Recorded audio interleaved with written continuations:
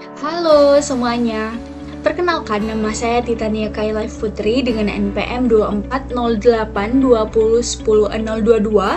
Saya merupakan mahasiswa dari Program Studi Sistem Informasi UPN Veteran Jawa Timur.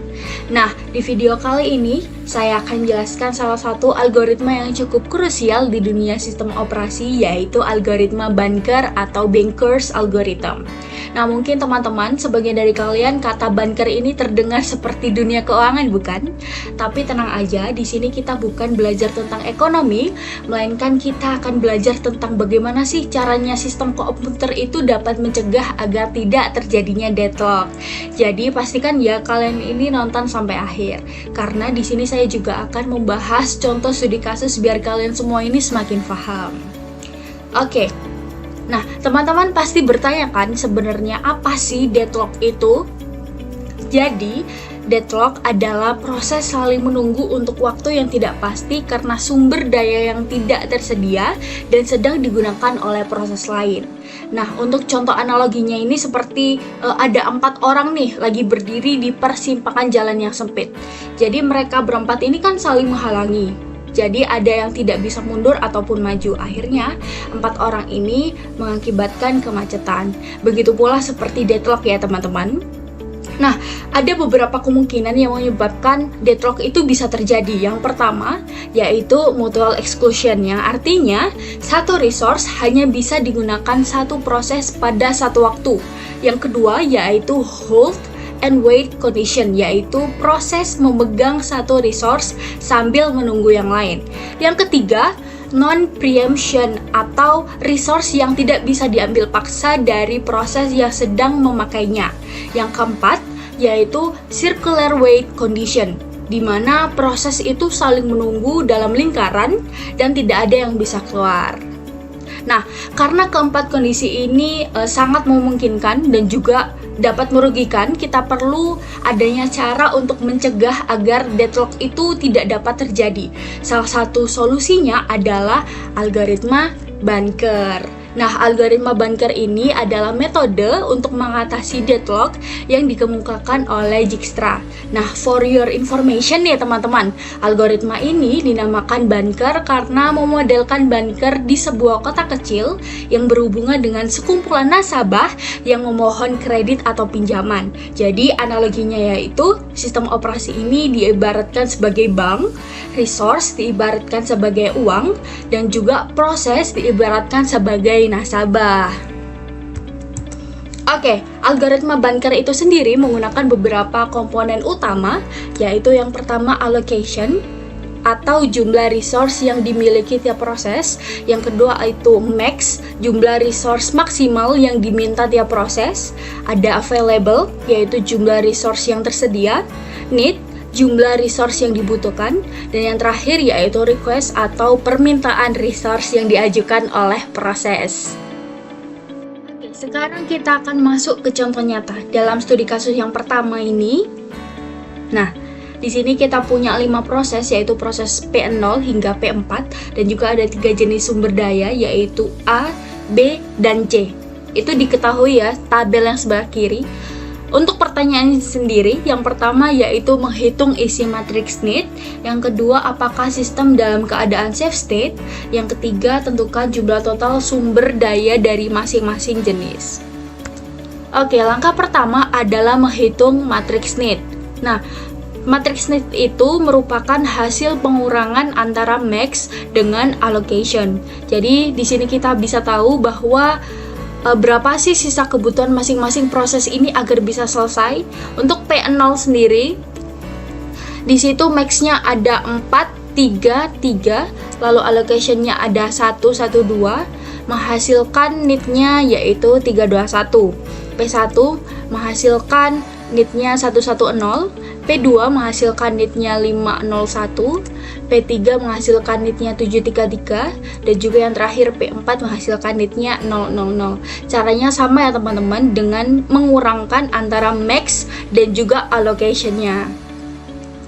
Setelah kita menemukan atau mengetahui dari nilai NEET itu sendiri, kita akan memeriksa nih apakah proses tersebut dalam safe state atau tidak. For information, safe state merupakan istilah jika tidak terjadi deadlock dan terdapat cara untuk memenuhi semua permintaan yang ditunda tanpa menyebabkan deadlock.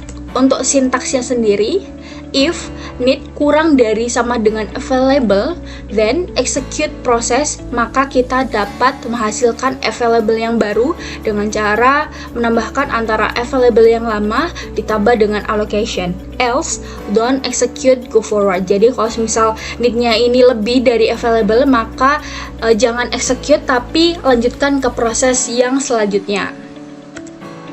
Oke, safe state yang pertama, proses P0. Kita lihat nih.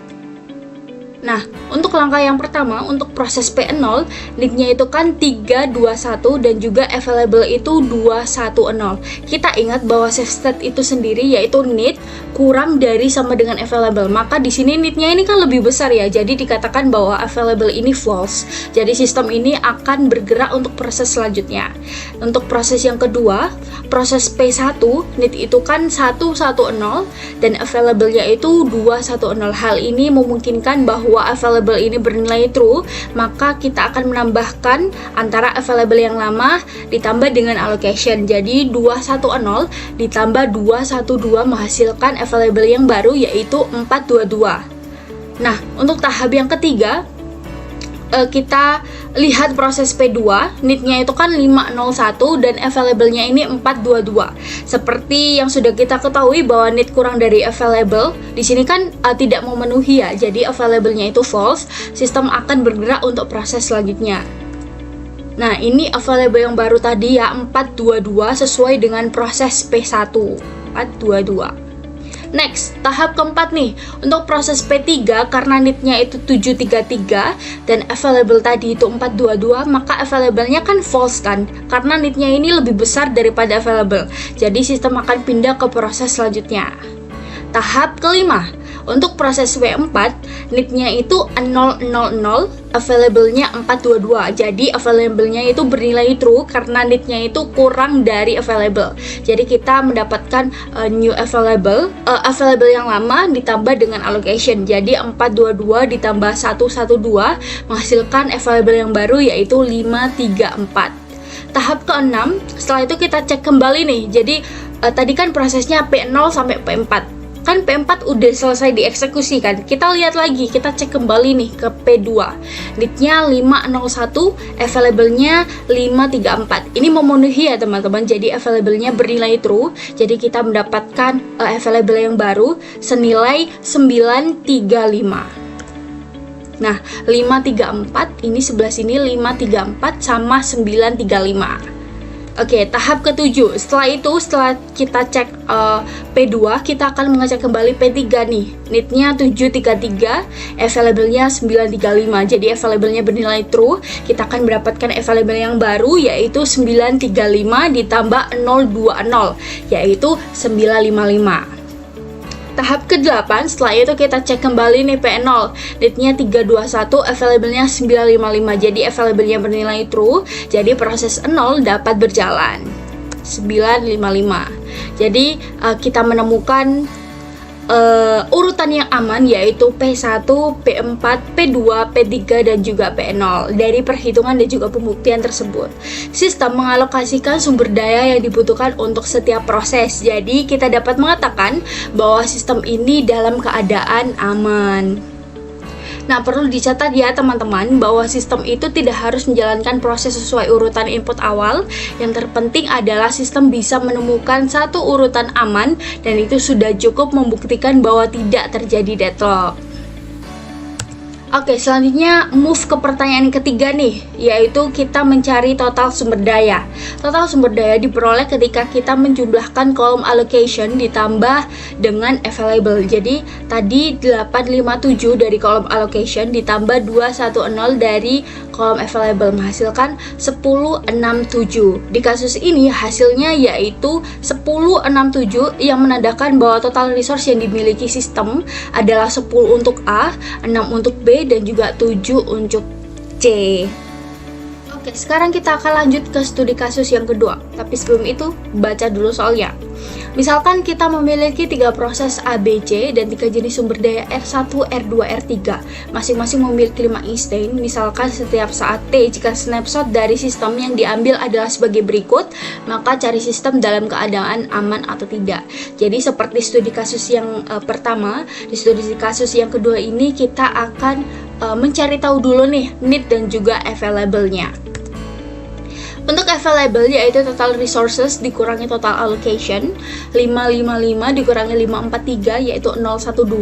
Jadi total sumber daya yang dialokasikan atau total allocation adalah 543 dan juga sumber daya yang tersedia atau available yaitu 012. Tahapannya bagaimana nih cara yang pertama yaitu matrix net dulu seperti yang di awal tadi, yaitu max dikurangi allocation seperti proses A, maxnya 224 dikurangi 121 menghasilkan 103, lalu proses B menghasilkan 012 dan C menghasilkan net 120.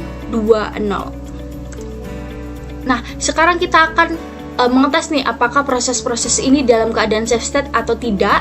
Tahap pertama yaitu kita mencari tahu work-nya. Jadi ternyata work ini sama dengan available yaitu 012. Lalu kemudian di tahap kedua, finish I itu bernilai false. Jadi for 1 itu 012 ditetapkan sebagai false karena tidak ada satupun dari proses ini telah dieksekusi. Nantinya kalau misal ini sudah dieksekusi ya maka akan bernilai true. Tahap ketiga yaitu setelah kita melakukan pengecekan need kurang dari sama dengan work, dengan melihat matriks need di atas kita dapat mengetahui bahwa hanya proses B 012 ini dapat dieksekusi. Jadi proses B ini bernilai I sama dengan 1 yang mengalokasikan sumber daya dan menyelesaikan eksekusinya. Tahap 4, jadi kita menemukan work itu ditambah dengan available, 012 ini ditambah 210, mendapatkan nilai 213 yang nantinya mengubah nilai finish menjadi true. Tahap kelima, setelah itu kita akan memeriksa nih apakah ada kebutuhan sumber daya proses lainnya yang dapat dipenuhi. Nah, sumber daya yang tersedia saat ini atau 213, kita dapat melihat bahwa proses A 121 yang dapat dieksekusi. Jadi proses A ini bernilai I sama dengan 0, mengalokasikan sumber daya dan menyelesaikan eksekusinya. Untuk tahap ke-6 kita mendapatkan nilai work lagi, jadi work ditambah available 213 ditambah 121 yaitu 334 dan finish 0 bernilai true. Oke, tahap ke-7. Setelah itu kita akan memeriksa nih apakah persyaratan sumber daya proses terakhir yang tersisa dapat memenuhi C dan sumber daya yang tersisa saat ini 334. Kita dapat melihat bahwa proses C221 dapat dijalankan. Jadi proses C12 mengalokasikan sumber daya dan menyelesaikan eksekusinya. Yang terakhir tahap 8 kita mendapatkan nilai work yaitu work ditambah available 334 ditambah 221 menghasilkan 55 yang menghasilkan finish 2 bernilai true. Nah, semua sumber daya bebas dan ada urutan amannya yaitu BAC, di mana semua proses ini dapat dieksekusi. Jadi sistem dalam keadaan aman dan tidak akan terjadi deadlock. Nah, studi kasus yang kedua ini menunjukkan bahwa walaupun resource ini terlihat terbatas ya di awal-awal tadi, selama kita ini dapat mengambil keputusan yang tepat, sistem ini dapat tetap bisa menyelesaikan semua prosesnya. Nah, dari penjelasan dan juga simulasi 2 studi kasus tadi teman-teman, dapat disimpulkan bahwa algoritma Banker ini adalah salah satu cara yang paling efektif dalam mencegah terjadinya deadlock. Asalkan sistem ini dapat memverifikasi bahwa permintaan yang diajukan ini tidak akan mengganggu kondisi yang aman.